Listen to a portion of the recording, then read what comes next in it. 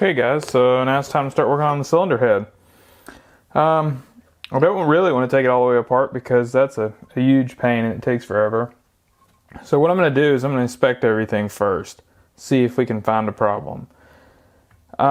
First thing I'm going to do is check all the journals here to make sure there's no scarring in them, especially any kind of burrs or anything like that.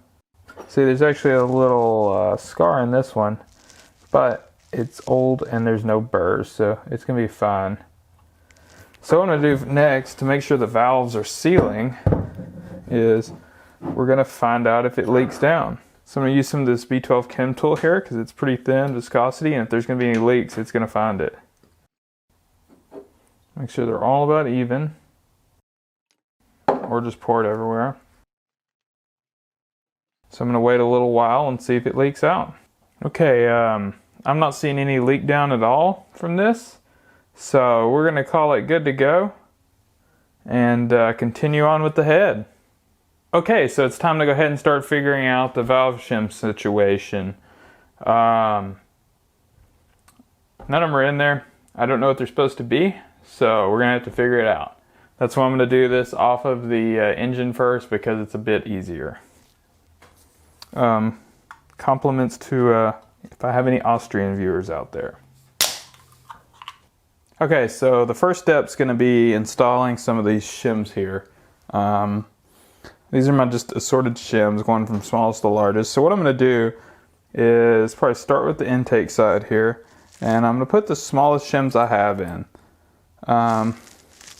That way I can get an actual measurement and figure out what the actual size is easier without having to hopefully do it more than once. I keep some of these little 165 shims kind of for this purpose. They rarely get used in anything. Okay, so I'm going to go ahead and start making my first marks here.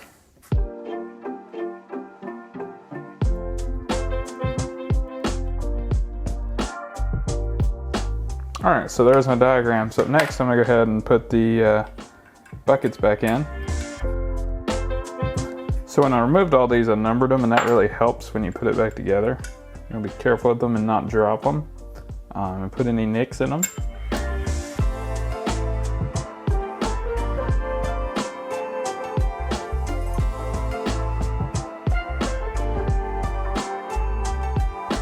Alright, so I'm just going to put a bit of oil on everything, kind of.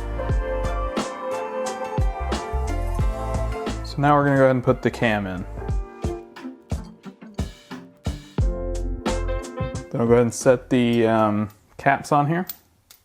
Also make sure to oil those a bit. There's going to be an arrow on these right there. Also an eye. So we know this is the intake, and it's the first one obviously because that's the only place that one could go. And it's the arrow points towards the gear. So go ahead and just set that right there. So this one, it has an R on it, so that's the right one because it goes on this side. There we go. And then lastly, you can guess where this one goes. All right. So now we're going to go ahead and run these down and torque it down to 10 Newton meters. Okay, so I'll probably start with this area right here, pulling this cam down. One thing to note, if you're going to do it on the bench like this, make sure you have the head picked up off the ground because it will open the valves, and you don't want to bend the valve on accident. Believe it or not, this one's easier to control. It doesn't punch it at the end like that other one does. It just kind of stops.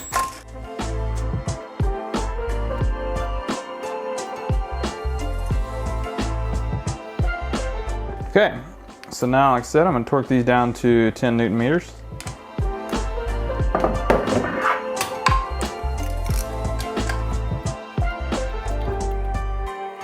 On these, I'll do a bit of a crisscross pattern.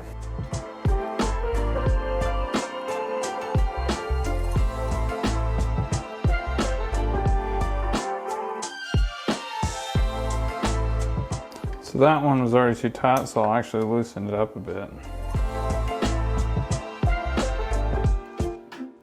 Okay. So now we have to measure the lash once it's on the base circle of the cam, or meaning the bottom of it, the smooth side. Okay guys, so I think I lost some footage there, but it's not a big deal. All I did was, this cam was of course over here, and I had all the cam caps put on and torqued down. Then I had measured the gaps, like right here, with my feeler gauges set. I'll do it again on both sides, it's not a big deal. If you remember, hopefully it was on camera, but I put the thinnest shims I had in, then I measured. Most of them came out pretty good, or at least I got a measurement. 2 of them were actually spot on. So I basically know the shims I need now, so I'm going to go ahead and put those in and do the same thing again. Alright. So number 1 here, we want a 185. Keep the magnet away from the shims, guys. Which I don't have any available right now. But I do have some 184s right here that needs a 194. That'll work. Then that other one I took off, where the 184 was, this one wants a 194. So that's what I'm going to put in there. Okay, so I replaced those 2, so I'm going to mark what I put in here and give it a check off. 184. Then this one, we did in fact put a 194 in it. What else do we have here that's the wrong size? So we have a 194 here, we're going to need that. Or that 184 rather. It's actually 186. So since that's too bigger than I thought, and I wanted a 194, I'm going to go to a 192 and try that there. So that one's good now, it's a 192. Check it off. This one's good. This one wants a 194.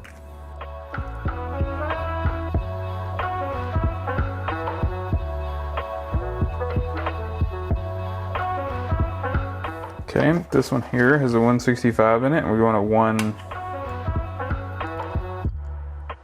190. I think I have some of those, maybe. Well, I might not, so I'll go with a 191 in that case. These were also so far away that they're probably still going to be a bit off, even with the measurement.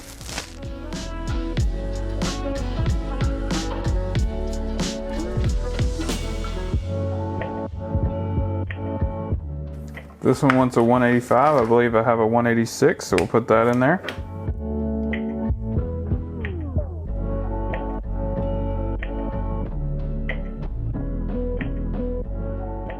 So, let's see what we have left. That's a 184. So move that to somewhere else.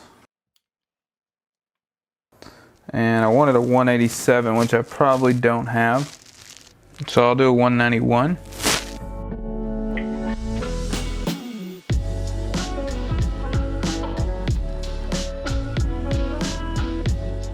That was okay enough for now. I don't have a 180 or a 178. So, there again, I'll find the thinnest ones I do have, probably 191s right now. And we'll measure there and see where we're at. Oh, I do have a 184 left over. So I'll put that one over here.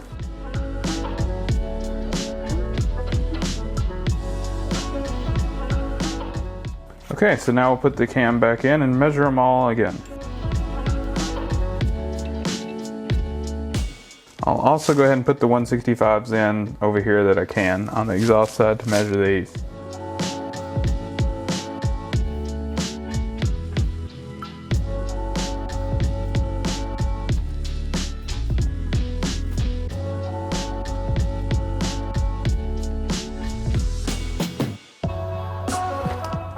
Okay, so first I'm going to go ahead and start putting the buckets back in here on the exhaust side. Just getting a little oil there for them.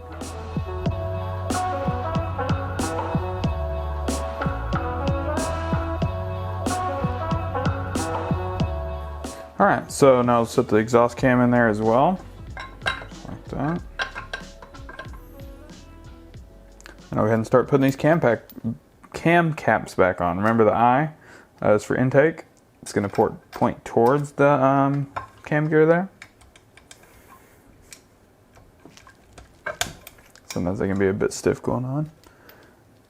Just like the other side, this one has an E, so we know it's the exhaust one. Just like the other side, remember that arrow? This one's the right one, so it goes here. This will be the left one. Remember that arrow? And right there. This side, just like we did. Right side, right there.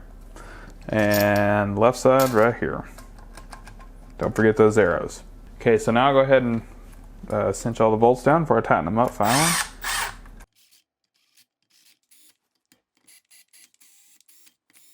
Okay, so now I'm going to go through and torque all these down to 10 Newton meters in a bit of a crisscross pattern. Alright, so it's down now. So just like before, I'm going to rotate the cam some carefully. Okay, so we're going to start over here measuring in this section, section 1, so you can see the piston cylinder 1. We can see the lobes are up, so that's on the base circle, so it's okay to measure it. May adjust it a bit.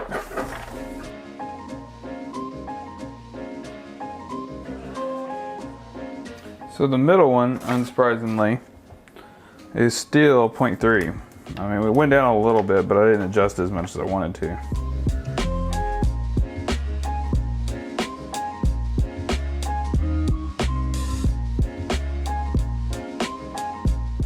Okay, now we'll rotate the cam to the next one. Okay, so now we're doing cylinder 2 here.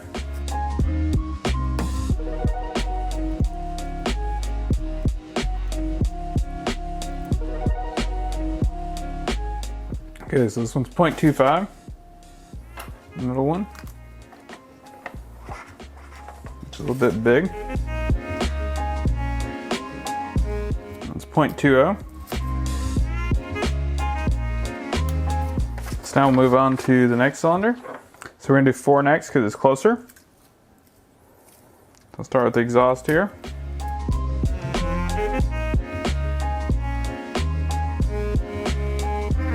Okay, that one's 0.25, oddly.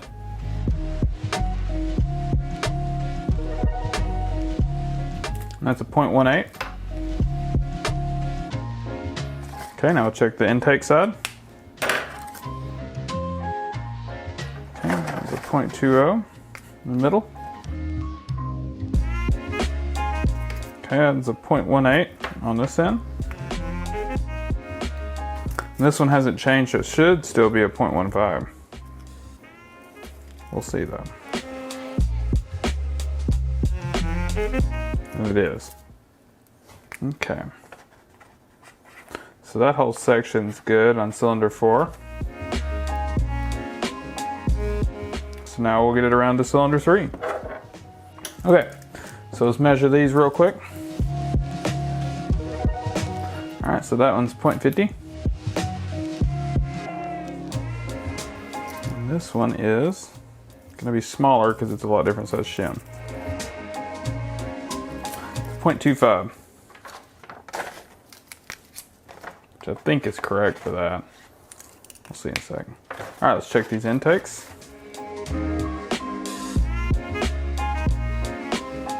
So the middle one's a 0.25 now. So we did get it down a bit. Okay, that one's 0.20. That one's 0.18.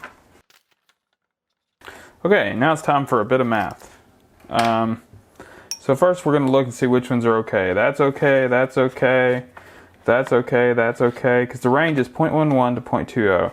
That one's okay. So this one is 5 too large, so we need to take 5 off of it. Which is actually a +5 because you're making the shim bigger to the number that's in there. So it has a 192 in it right now. So we need a 5, 6, 7, 197. Okay. Same thing here. We need to have a 191. We're 0.25. We want to +5 it on the shim side, so we need a 196. Okay. And these may change a bit also when I put the engine together and the head's torqued down. So this is just kind of a rough one, and I'll do it one more time once the head's torqued on. This one's 10 over, so it's a plus 10. Right now we have a 184 in it, so we need a 194. This one's 3 over.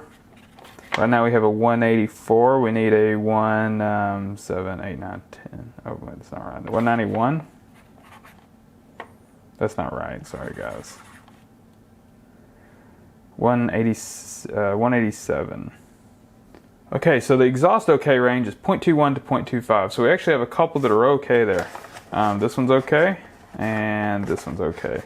This one's nearly okay. It's a bit tight. So it's a 192 right now. We want to go up to a 0.25. We want to go to the bigger end. So that's going to be 7 of them, or a plus 7 to get it to there.